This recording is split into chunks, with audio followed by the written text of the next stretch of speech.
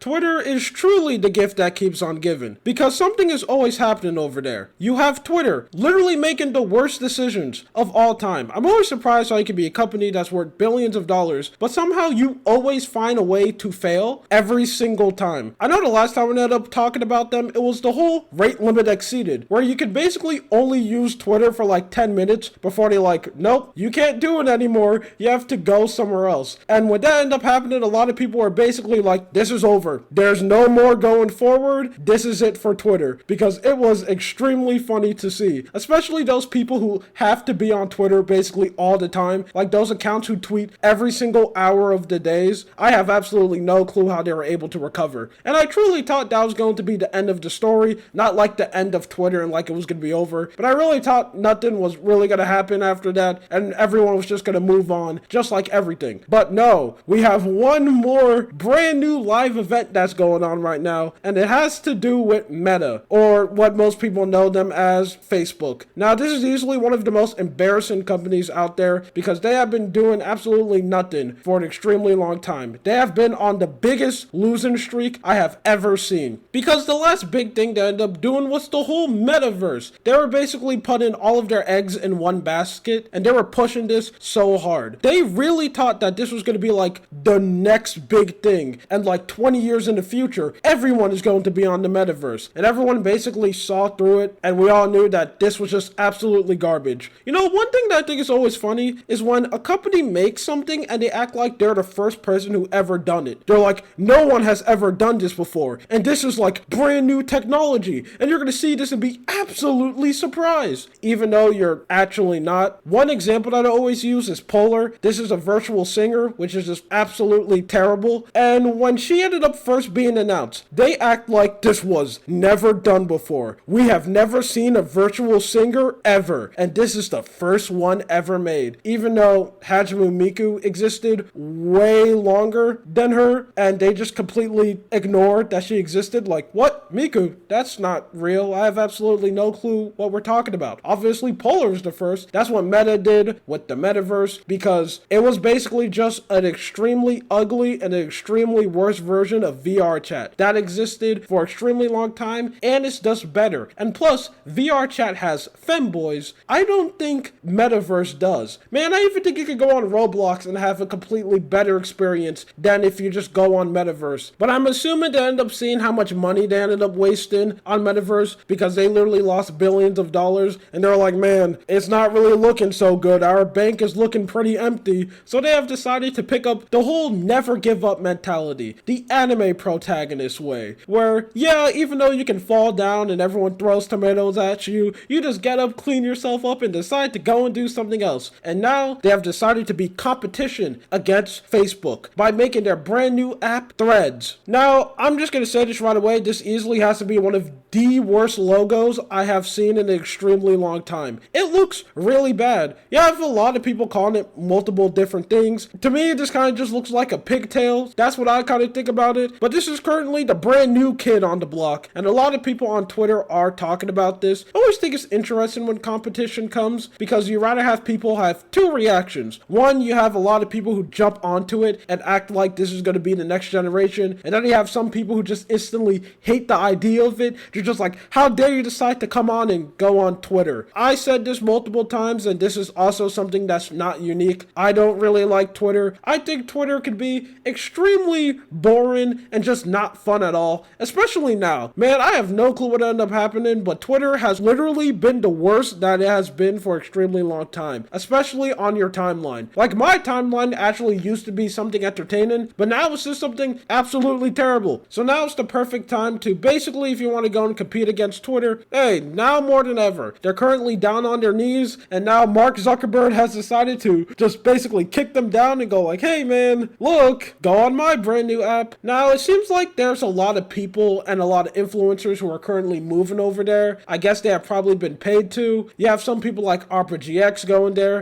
and I even saw that Mr. Beast is there too, and also a lot of people who are on Instagram, like they'll go on their stories and post like literally thousands of it. Like, come on man, go on this brand new app. You're gonna have an absolutely amazing time. You're never gonna see something like this before. Now, to be honest, to me, this kind of just looks like Twitter 2. Now, I'm pretty sure you're gonna see a lot of people going there, probably probably just so they can go and secure their name, because if you have like an extremely awesome and cool name, you don't want someone else to go and take it. So that's probably the only reason why they're going to go and make their accounts. I don't know if they're going to post anything on it, but currently right now it's really not really looking so great. It's really bare bones and pretty barren. Now, I haven't really checked it out yet because I'm just going to be honest, I don't really care that much. I don't really use Twitter that much, so I'm not really going to go and use Twitter too, basically. But seeing from what people said about it, it doesn't really seem that good, but that 100% makes sense because it literally just started. It doesn't even have a search bar, and it doesn't really seem like a lot of things that you could do on it, but it seems like Meta is just 100% going with the trend of like video games where you just release completely unfinished and broken because they're like, yeah, the search bar,